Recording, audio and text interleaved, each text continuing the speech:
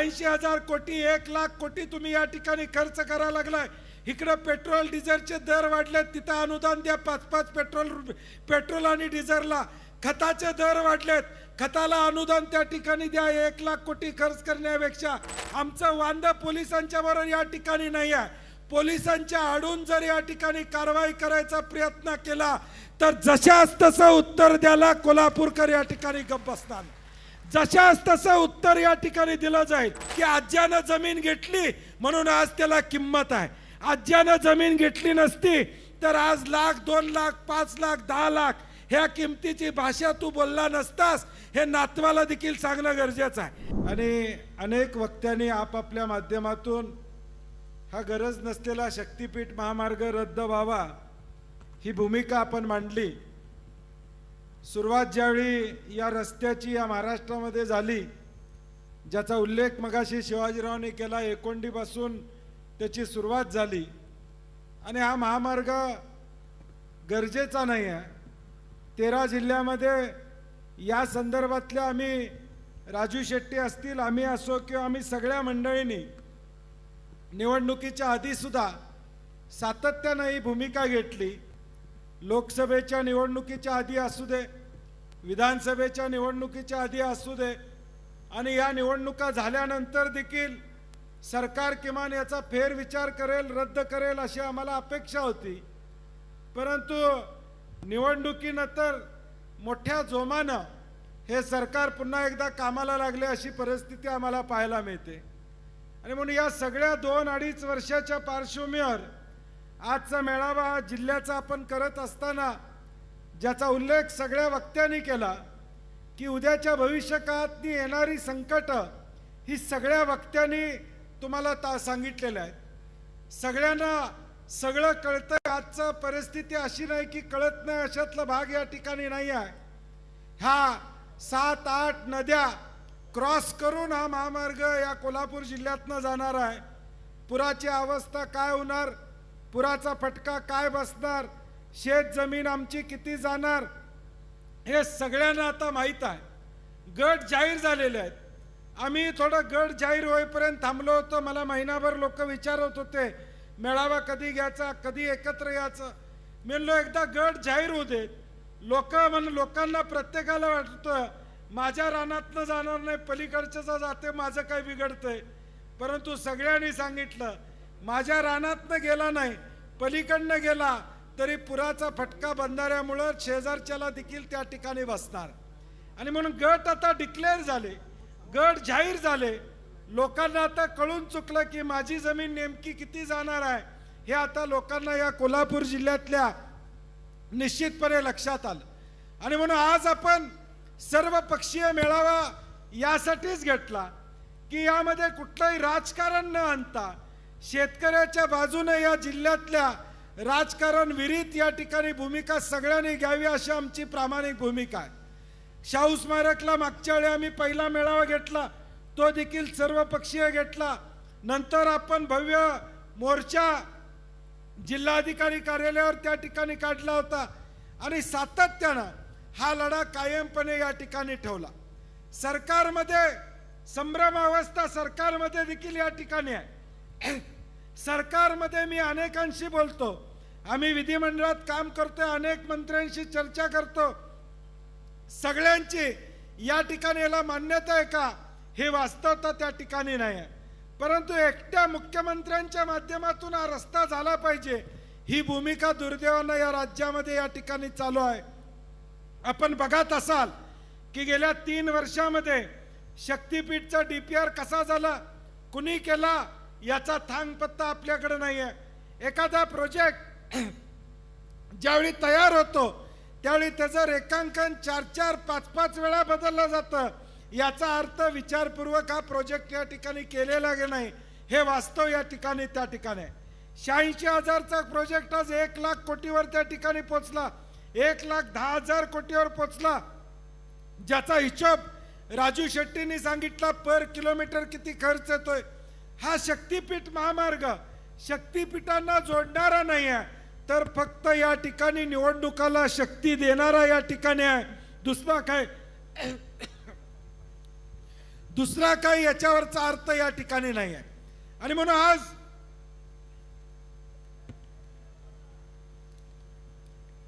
आज या मेळाव्याच्या निमित्तानं तुम्हा आम्हा सगळ्यांना एक भूमिका घ्यावी लागेल, कणखर अशी भूमिका घ्यावी लागेल।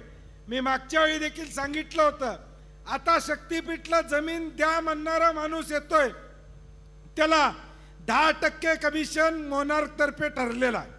जो माणूस तुम्हाला सांगायला येईल त्यानं त्या शेतकऱ्याला तयार करायचं, त्याला 10% कमिशन त्या मोबदल्यातलं द्यायचं, असा फॉर्म्युला साधारणपणे त्या ठिकाणी ठरलेला आहे।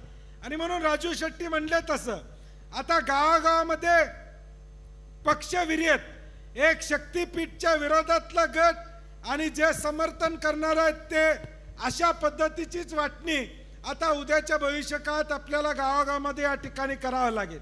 आणि म्हणून माझी आपल्या सगळ्यांना या ठिकाणी विनंती आहे की आता हा गेले महिनाभर गट कुठले आहेत, कुणाच्या रानातनं जातोय हे आता निश्चित झालेलं आहे।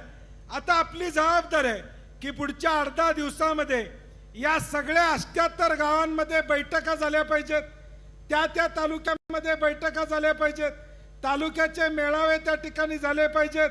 हा माझं भाषण संपल्यानंतर शेट्टी साहेब आपण स्टेजवरची मंडळी थोडा वेळ इथं बसूया, बाकीची मंडळी खाली थोडं नाश्ता करायला जातील, परंतु आपण बसून तालुक्याचं नियोजन या ठिकाणी करूया। व्यवस्थितपणे आम्ही नियोजन केलेलं आहे की तालुक्यामध्ये कुठल्या गावामध्ये त्या ठिकाणी कार्यक्रम झाले पाहिजेत, साधारणपणे मेळावे कुठल्या तालुक्यामध्ये झाले पाहिजेत। आज करवीर किंवा पन्हाळा हातकणंगल्यामध्ये पारगाव हे गावामध्ये एखादा मेळावा हातकणंगल्याचा घेता आला तर घ्यावा, करवीरचा मेळावा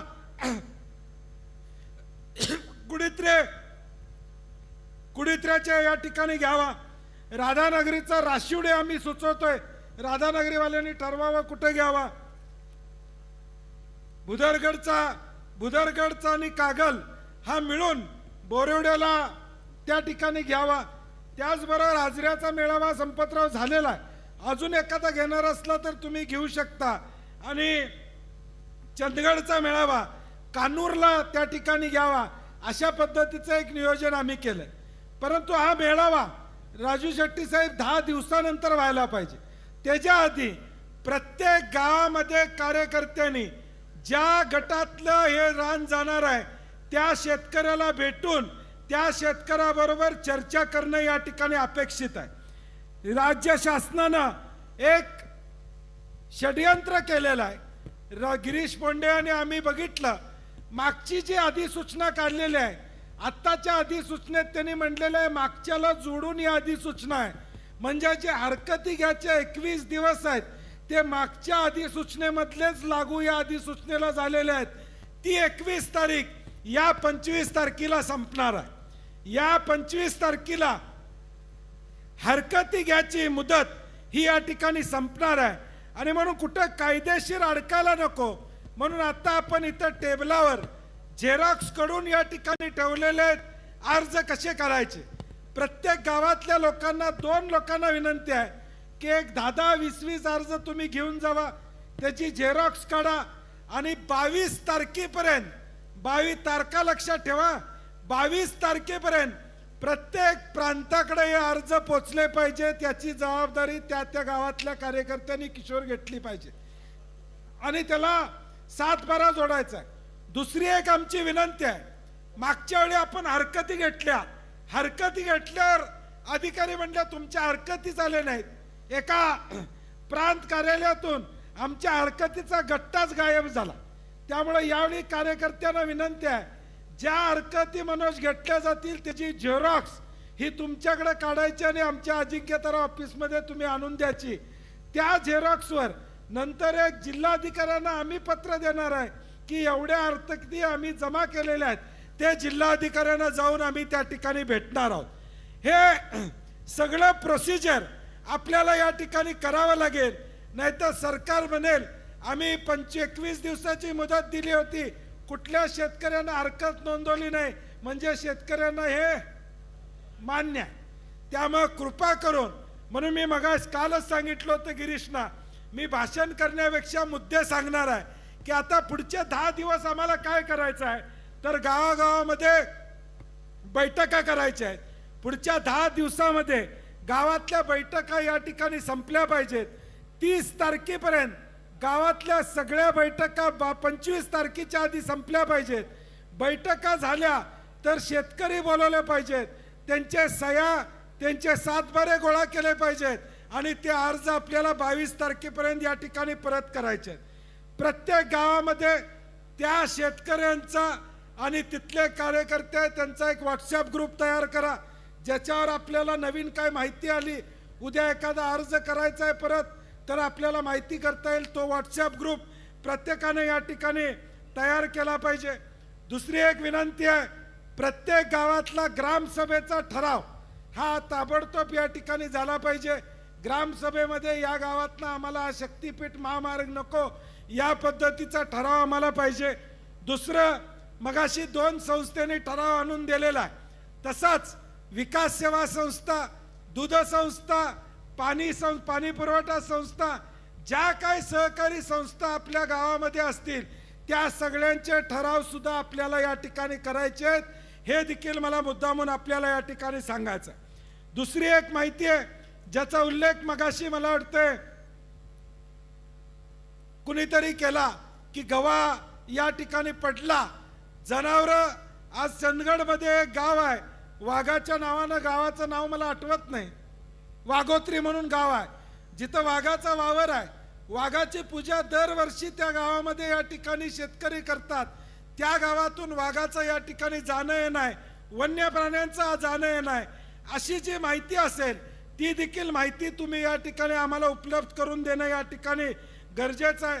कारण की व्याघ्र प्रकल्प, इको सेन्सिटिव्ह झोन या सगळ्या विषयामधून हा रस्ता या ठिकाणी जातोय, ती माहिती आम्हाला या ठिकाणी मिळणं गरजेचं आहे. त्याचबरोबर हरकती, आपण म्हणलं तसं 22 तारखेपर्यंत या हरकती जमा करत असताना गावामधल्या कार्यकर्त्यांना दुसरी एक विनंती आहे. 2005, 2019 आणि 2021 हे 3 महापूर आपल्याकडे या ठिकाणी आले होते. ह्या 3 महापुराचं पाणी तुमच्या गावामध्ये आणि आजूबाजूच्या गावामध्ये कुठपर्यंत आलं होतं त्याची आम्हाला माहिती, ग्रामपंचायतचा दाखला पाहिजे की इथपर्यंत आमचं पाणी या गावामध्ये या महापुरात राजू आलं होतं, हे दाखले आपल्याला लागतील. हे सगळं तांत्रिक मी मुद्दाम तुमच्याकडनं का घ्यायला लागलोय, उद्याच्या भविष्यकाळात आम्हाला या सगळ्या मुद्द्यावर लढाई या ठिकाणी करावं लागेल. रस्त्यावरची लढाई तर आपण करतच राहू, परंतु तांत्रिक दृष्ट्या उद्या पटवून द्यावं लागेल की हा रस्ता आम्हाला या ठिकाणी गरजेचा नाही. ही भूमिका आपल्याला या ठिकाणी घ्यावी लागेल. 86,000 कोटी, 1,00,000 कोटी तुम्ही या ठिकाणी खर्च करायला लागलाय. इकडे पेट्रोल डिझेलचे दर वाढलेत, तिथं अनुदान द्या 5-5 पेट्रोल आणि डिझेलला. खताचे दर वाढलेत, खताला अनुदान त्या ठिकाणी द्या. 1,00,000 कोटी खर्च करण्यापेक्षा हे 1,00,000 कोटी सगळ्या महाराष्ट्रातल्या गावांमध्ये दिले तर किमान 2-5 कोटी रुपये प्रत्येक गावाला गावातले रस्ते करण्यासाठी या ठिकाणी मिळतील, अशी आमची अपेक्षा या ठिकाणी. हा गरज नसलेला महामार्ग आहे, ह्याच्यावर पैसे तुम्ही खर्च करू नका, ही भूमिका आमची प्रामुख्याने या सगळ्या दृष्टीमध्ये या ठिकाणी आहे. आणि म्हणून हा लढा फक्त आपल्याला आता मेळावा घेऊन या ठिकाणी चालणार नाही, ज्याचा उल्लेख राजू शेट्टीने आणि अनेक वक्त्यांनी केला. आता पोलीस बळाचा वापर उद्याच्या भविष्यकाळात या ठिकाणी केला जाईल. आमच्या प्रशासनाला देखील जाहीर आव्हान आहे, पोलिसांना देखील आमची विनंती आहे. आमचं वांदं पोलिसांच्या बरोबर या ठिकाणी नाही आहे. पोलिसांच्या आडून जर या ठिकाणी कारवाई करायचा प्रयत्न केला तर जशास तसं उत्तर द्यायला कोल्हापूरकर या ठिकाणी गप्प बसणार. जशास तसं उत्तर या ठिकाणी दिलं जाईल.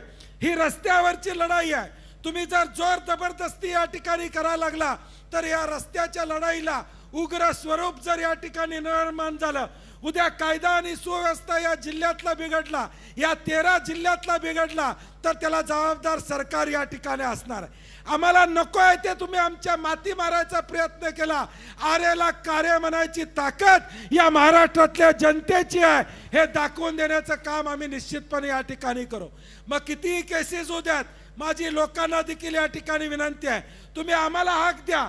या स्टेजवरची सगळी मंडळी भले मी एखाद्या कार्यक्रमाला नसेल, राजू शेट्टी उपलब्ध नसले तरी या जिल्ह्यातले सगळे कार्यकर्ते ज्या गावामध्ये मोजणी येईल, ज्या गावामध्ये पोलीस बळाचा वापर केला जाईल, तिथं आम्ही त्या ठिकाणी या ठिकाणी कवच म्हणून तुमच्यासाठी उभं राहू, हा विश्वास या निमित्तानं आम्ही देतो. आम्ही फक्त भाषण करून या ठिकाणी थांबणार नाही. भाषण करून थांबायचं असतं तर विधानसभेची निवडणूक झाल्यावर आम्ही थांबलो असतो. विधानसभेच्या निवडणुकीच्या आधी सरकारनं अलाइनमेंट बदलली, रद्द करण्याचा निर्णय या ठिकाणी घेतला. एकदा निवडणूक झाली की या ठिकाणी प्रश्न संपला, दिलेलं आश्वासन संपलं. आम्ही निवडणुकीसाठी, मतासाठी हा लढा या ठिकाणी हातात घेतलेला नाही. आम्ही हा लढा घेतलाय तो शेतकऱ्यांच्या हितासाठी घेतलेला आहे, शेतकऱ्यांची बाजू घेण्यासाठी या ठिकाणी घेतलेला आहे. सरकारला वाटत असेल ती एक नकाशावरची रेष आहे शेतकऱ्याची, परंतु ती रेष नाही, आमच्या आयुष्याची गोष्ट आहे, आमच्या आयुष्याच्या सुखादुःखाची ती रेष आहे. हे सरकारने या ठिकाणी लक्षात ठेवावं.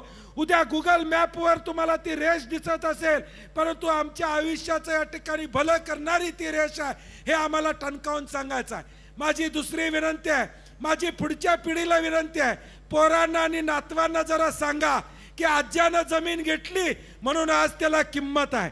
आज्यानं जमीन घेतली नसती तर आज 1,00,000, 2,00,000, 5,00,000, 10,00,000 ह्या किमतीची भाषा तू बोलला नसतास, हे नातवाला देखील सांगणं गरजेचं आहे. कारण की आज मी अनेक ठिकाणी बघतोय, आज्याची इच्छा नाही, नातू म्हणतोय काय मिळतंय देऊन टाक्या, 4 पैसे मिळतात, 4 गाडी घेऊया आणि या ठिकाणी मौज करूया. परंतु त्याला सांगणं गरजेचं आहे की आज्यानं पंजानं माझ्या जमीन घेतली म्हणून आज जे घर आहे, आज जो गोटा आहे, जी म्हैस आहे, जे आर्थिक आज उत्पन्न आहे, ताटमानेनं जो कॉलर टाईट करून 2 मोटरसायकलवर फिरतोयस, ते या शेतीमुळे फिरतोयस, हे पुढच्या पिढीला सांगणं गरजेचं. हे पुढच्या पिढीला सांगणं गरजेचं आहे की आज शेती आहे म्हणून आम्ही जिवंत आहोत, हे सांगणं गरजेचं आहे. शेती नसेल तर मुळशी पॅटर्न ज्याचा उल्लेख अनेनी केला की आज 3ऱ्या पिढीची तिथली काय अवस्था आहे हे बघण्यासारखी वेळ या ठिकाणी आलेला आहे. पैसा आज आहे, उद्या नाही आहे. आलेल्या पैशाला या ठिकाणी अनेक द्वारे असतात आणि म्हणून माझी शेतकऱ्यांना विनंती आहे, ही चळवळ आमची चाललेली आहे, ही तुमच्यासाठी या ठिकाणी चाललेली आहे. कुठल्याही निवडणुका शेट्टी साहेब आता आपल्याला नाही आहेत, कुठलीही या ठिकाणी उद्याचं आमचं भवितव्य या ठिकाणी या सगळ्या आंदोलनावर अवलंबून आहे. आम्ही राजू शेट्टी, संपत बापू, आम्ही सगळे यामध्ये उतरलेलो आहोत.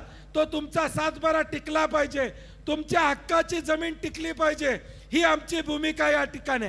या राज्यामध्ये धरणं झालीत, या राज्यामध्ये हायवे झाले, या राज्यामध्ये MIDC झाल्या, कुठं शेतकऱ्यांनी विरोध त्या ठिकाणी केला. जे चांगलं आहे त्याला सहकार्य करण्याची भूमिका या राज्यातल्या शेतकऱ्यांनी केली. परंतु आज गरज नसलेला शक्तीपीठ महामार्ग आहे, हा शक्तीपीठ महामार्ग रद्द झाल्याशिवाय आम्ही गप्प बसणार नाही, ही भूमिका आपल्याला या ठिकाणी घ्यावी लागेल. उद्या किती संघर्ष करायला येऊ दे, लाठी खायला या ठिकाणी लागू दे, जेलमध्ये जायला लागलं तरी आम्ही सगळे जेलमध्ये जायला या ठिकाणी तयार आहोत. परंतु आमची भूमिका या शेतकऱ्याच्या बाजूनं निश्चितपणे येणाऱ्या भविष्य काळात या ठिकाणी राहणार आहे, हा विश्वास या कार्यक्रमाच्या निमित्ताने या ठिकाणी देतो. आज 18 तारीख आहे, 22 तारखेपर्यंत गावातले मेळावे झाले पाहिजेत. 22 तारखेपर्यंत गावातले मेळावे झाले पाहिजेत. 25 तारीख शेवट आहे, त्या 25 तारखेला आपल्याला हरकती प्रांतांच्याकडे गेला पाहिजेत. आणि हे मेळावे झाल्यानंतर आता आमची स्टेजवर चर्चा झाली आहे, एक भव्य मोर्चा 9 जूनला दसरा चौकातून कलेक्टर ऑफिसला या ठिकाणी जाईल. हा मोर्चा काढायचा ना, जोरात सगळ्यांनी हात वर करा. हा मोर्चा 9 मार्चला 9 जूनला या ठिकाणी होईल. या जिल्ह्यामध्ये न भूतो न भविष्यतो असा मोर्चा झाला पाहिजे. सगळ्यांनी घरदार घेऊन ज्यांच्या जमिनी जातात, बायका पोरांसकट या मोर्चाला आलं पाहिजे. मगाशी सांगितलं त्याप्रमाणे इथं स्टेजवर बसणाऱ्या राजू शेट्टींची जमीन जात नाही, बंटी पाटलाची जमीन जात नाही. ज्याची जमीन जाते त्यांच्यासाठी आम्ही या ठिकाणी मैदानात उतरलोय, आम्ही शड्डू ठोकून या ठिकाणी उतरलोय, ते तुमची जमीन वाचवायसाठी उतरलोय. आणि म्हणून येणारा 9 जूनचा मोर्चा हा या ठिकाणी एवढा मोठा झाला पाहिजे की त्या दिवशी या राज्याच्या मुख्यमंत्र्यांनी शक्तीपीठ रद्दचा निर्णय घेतला पाहिजे। एवढ्या ताकदीनं येणाऱ्या 9 जूनला सर्व पक्षीय मोर्चामध्ये आपण सहभागी व्हा एवढी विनंती करतो आणि माझे 2 शब्द संपवतो। जय हिंद, जय महाराष्ट्र।